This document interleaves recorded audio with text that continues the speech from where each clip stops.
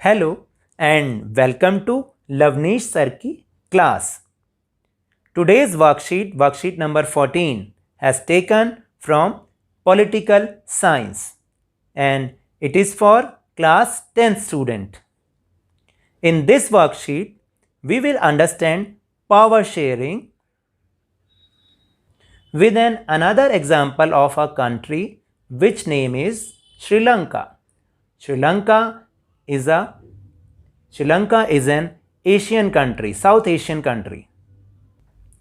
Sri Lanka is an island nation just a few kilometers off the southern coast of India.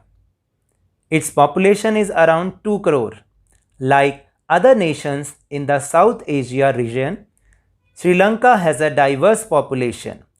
Sri Lanka जो कि India के southern coast से थोड़ी सी kilometre ही दूर है, वहाँ की पॉपुलेशन अराउंड 2 करोड़ है और साउथ एशिया की कई कंट्रीज़ की तरह यहाँ की पॉपुलेशन भी बहुत डाइवर्स है और ये यहाँ लैंग्वेज के बेस पर डिवाइडेड है, just like Belgium. Let's go to the map of Sri Lanka and ethnic composition of Sri Lanka. In Sri Lanka, Sinhalas are 74%, Sri Lankan Tamils are 11.1%, Indian Tamils are 1.2%, and Muslims are 9.3%. This is the ethnic composition of Sri Lanka. Sri Lanka emerged as an independent country in 1948. 1948 में Sri Lanka independent country बन गया. The leaders of Sinhalas community sought to secure dominance over government by virtue of their majority और अपनी majority के base पर एक ऐसी government form की सिन्हलाज ने जो कि डोमिनेंट गवर्नमेंट थी. As a result, democratically elected government adopted a series of majoritarianism measures to establish Sinhala supremacy. और आपने देखा कि डेमोक्रेटिक गवर्नमेंट होते हुए भी उसमें सिन्हलास का डोमिनेंस था, यानी क्योंकि वो मेजॉरिटी में थे इसलिए उन्होंने अपनी डोमिनेंस को बनाए रखा और अपनी इसी डोमिनेंस को बनाने के लिए और आगे फ्यूचर में भी इसको कंटिन्यू करने के लिए 1956 में Sri Lankan government has passed an act. And what are the key feature of 1956 act in Sri Lanka? It is the most important question from the point of board, from the view point of board, क्योंकि बेटा ये question बहुत many times I have seen ये question 3 marks का आता ही आता है, तो प्लीज़ इसे आप बहुत अच्छे से अंडरस्टैंड कीजिएगा. The first feature of this act is Sinhalese was recognised as the only official language, thus Tamil language was disregarded. यानी केवल जो सिंहली लैंग्वेज थी, जो सिन्हलास लोग थे, उन्हीं की ही लैंग्वेज को ऑफिशियल लैंग्वेज बनाया गया और जो तमिल लैंग्वेज थी उसे इग्नोर कर दिया गया. सेकंड प्रोविज़न जो था वो था स्टेट प्रोटेक्शन ऑफ बुद्धिज़्म, यानी केवल बुद्धिज़्म को ही स्टेट प्रोटेक्शन दी गई. क्यों? क्योंकि जो बुद्धिज़्म था, जो बौद्ध रिलीजियन था, उसे सिन्हलास मानते थे. The third feature is Sinhalas applicants were preferred for university positions and government jobs. यानी गवर्नमेंट जॉब्स और यूनिवर्सिटी में जो एडमिशन मिलता था उसमें किसको प्रेफरेंस दी जाती थी? केवल सिन्हलास को ही प्रेफरेंस दी जाती थी. All these measures coming one after the other gradually increased the feeling of alienation among the Sri Lankan Tamils. The distrust between the two communities turned into widespread conflict and soon it turned into a civil war.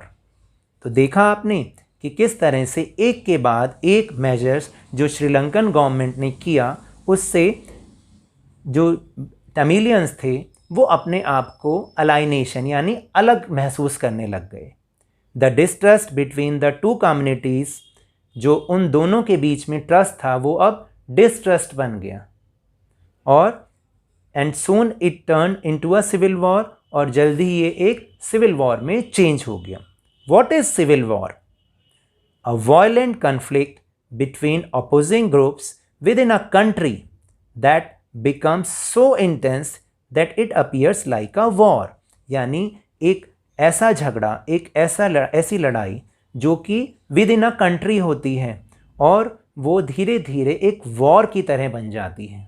दो groups में, दो opposing groups में जब एक country के अंदर ही लड़ाई झगड़ा होने लग जाता है और वो बहुत जल्दी वॉर बन जाता है, तो उसे हम सिविल वॉर कहते हैं।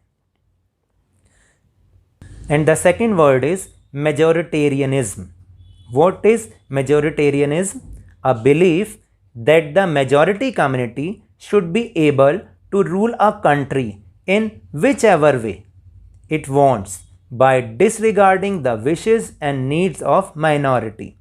यानी majority community अपने ढंग से, अपनी मर्जी से अपने गवर्नमेंट को वो गवर्न कर सकती है, और जो माइनॉरिटीज़ हैं उनकी नीड्स को वो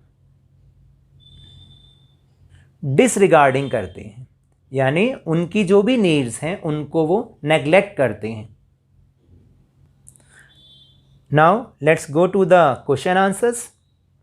the first question is why were the Tamils in Sri Lanka having the feeling of alienation? First point is immediately after its independence Sri Lankan government adopted majoritarian policies which established the dominance of Sinhalese over all the other ethnic groups in the country. Second point is, by the 1956 Act, Sinhalese was made the only official language disregarding Tamil. Third point is, for university positions and government jobs, Sinhalese applicants were preferred.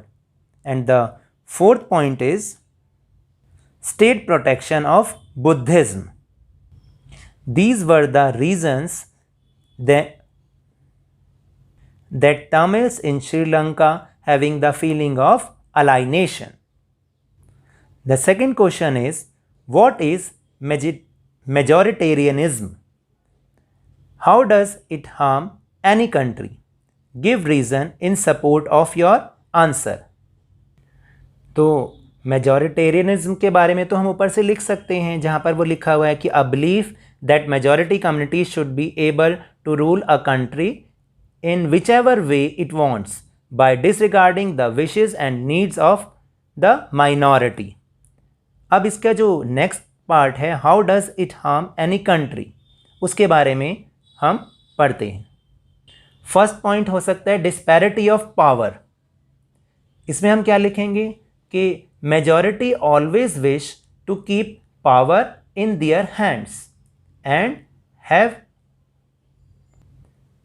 a will to suppress minorities or disregarding minorities. Second point is, there is distrust between the communities. Third point is, the chances of peace is less due to civil war in the country. And the last point is, economic growth or economic development is low in the country. Let's go to the question number 3. If you were asked to suggest some ways to bring peace in Sri Lanka, what suggestions you might have given? There are some suggestions. First is, there should be equal representation of Sinhalese and Tamilians in the government. Second point is, Sri Lankan government should form independent state government of Tamilians, and the central government should have their power share with state government. Third point is, there should no official religion in the country. And the last point is, all people should give equal preference in admission in universities, colleges, or government jobs and other facilities. And the last question is, number 4 is, write a short note on the ethnic composition of Sri Lanka. इसका answer तो ऊपर जो figure बनी हुई है उसमें हम बहुत आसानी से देख सकते हैं. The ethnic composition of Sri Lanka is, in Sri Lanka Sinhalese are 74%, Sri-Lankan Tamils are 11.1%, Indian Tamils are 1.2%, and Muslims are 9.3%. I hope मेरे इस तरह समझाने से आपको समझ में आया होगा. तो आप इस वर्कशीट को बहुत ध्यान से सुनकर इन आंसर्स को करने की कोशिश कीजिए. Thank you very much.